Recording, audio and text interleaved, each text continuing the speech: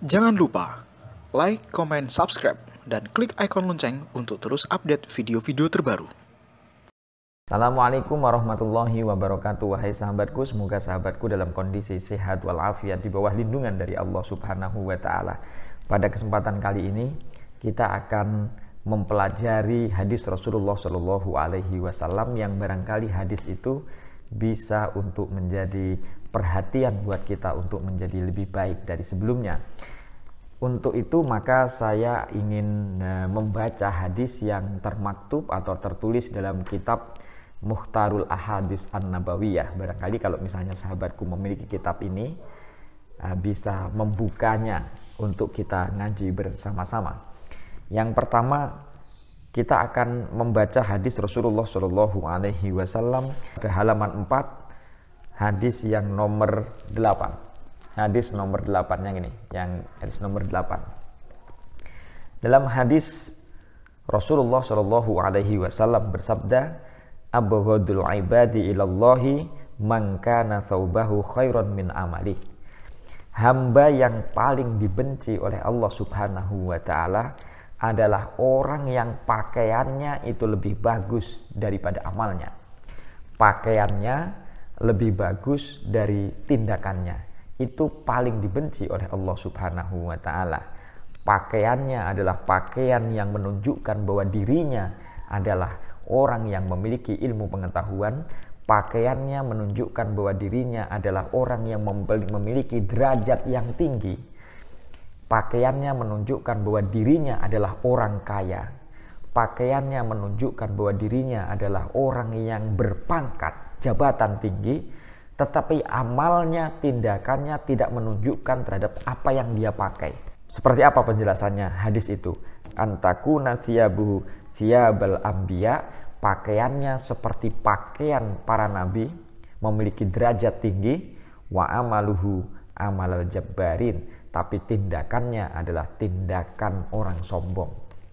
Nah, ini menjadi refleksi buat kita, wahai sahabatku, bahwa pakaian itu kan menjadi simbol. Jadi ada orang kalau misalnya berjas, itu simbol bahwa dia adalah orang yang profesional. Kalau orang memakai dasi, itu adalah simbol bagian dari profesionalitas.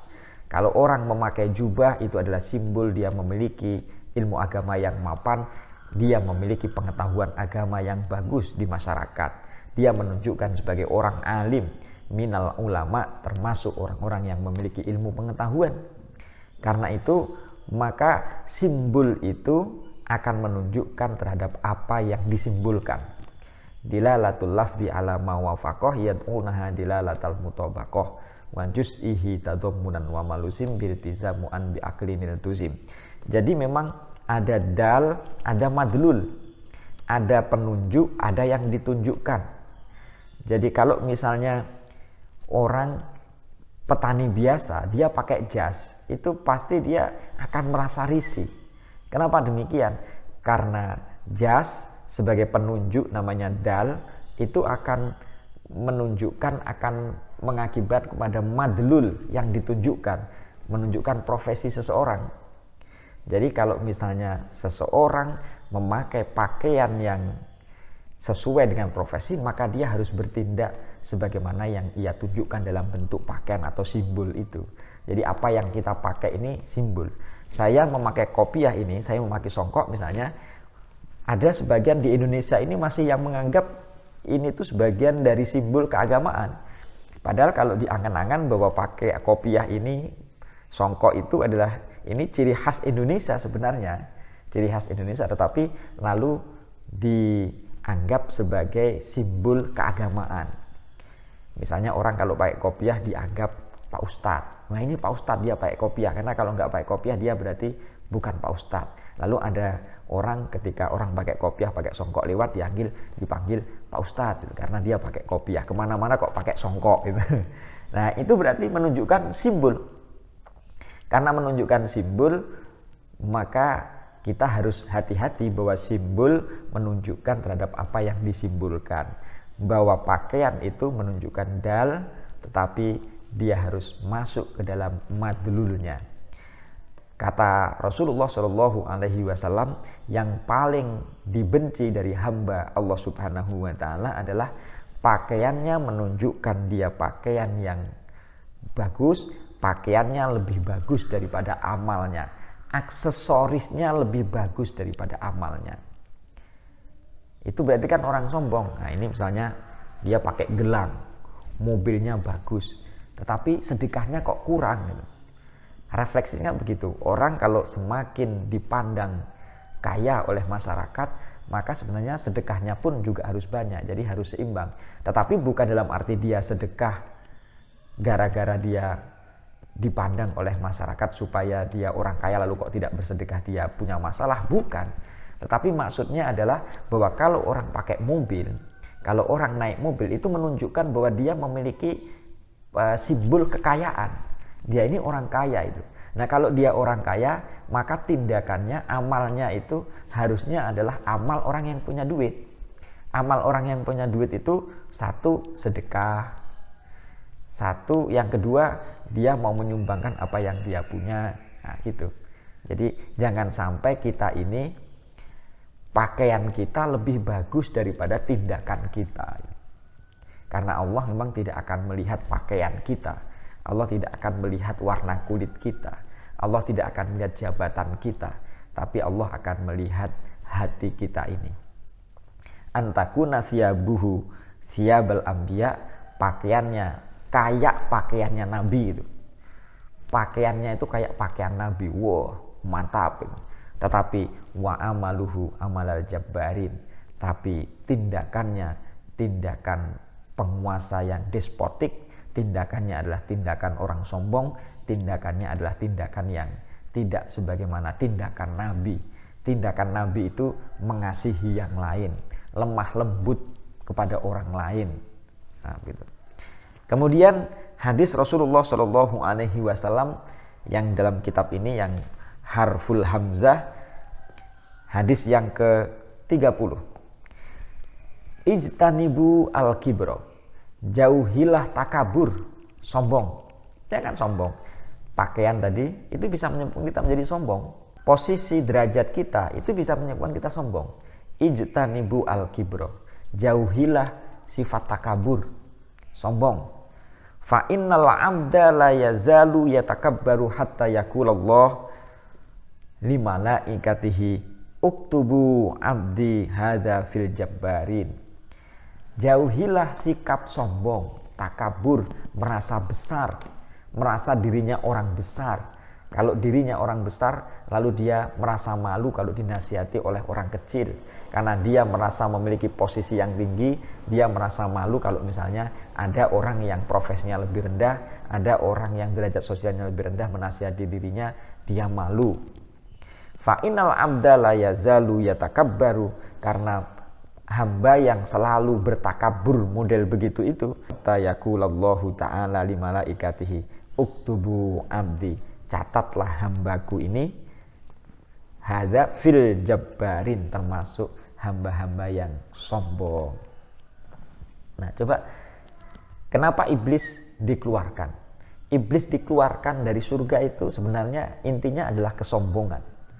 Saya ini diciptakan dari api, sementara Adam diciptakan dari tanah. Api derajatnya lebih tinggi daripada tanah. Karena api derajatnya lebih tinggi daripada tanah, ngapain saya harus sujud kepada Adam? Ngapain saya harus hormat kepada Adam? Nah, ini di musim Idul Fitri tidak ada salahnya ada orang yang disebut sebagai kiai. Dia datanglah ke tempat orang-orang yang masyarakat umum, dia datang, sangat senang sekali. Jadi tidak harus menunggu orang lain. Kadang kita kan begini, karena kita punya duit, kita biasanya nelpon orang, Mas, tolong datang ke rumah saya, datang ke rumah saya. Kan kita juga kalau kita sempat, kita boleh juga kan untuk datang ke rumah mereka, tidak harus dia datang ke rumah kita.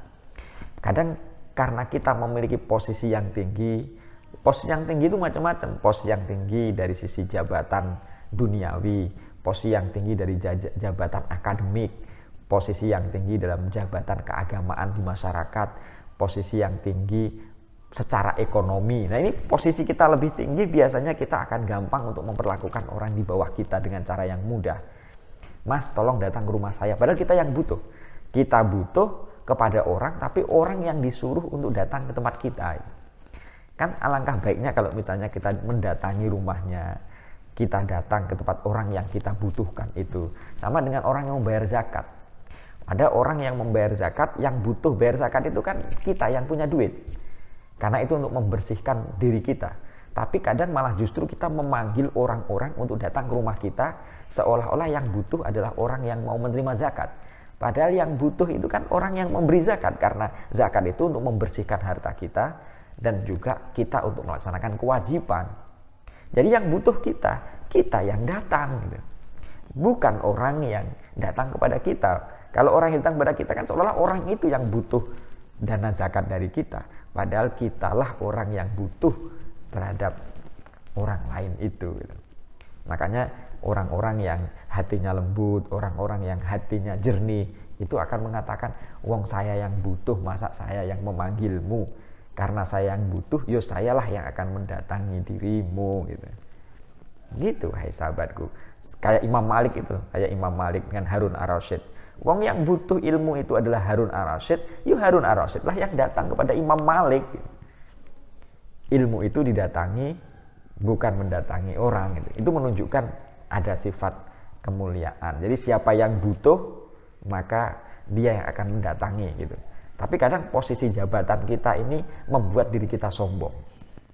Membuat diri kita sombong.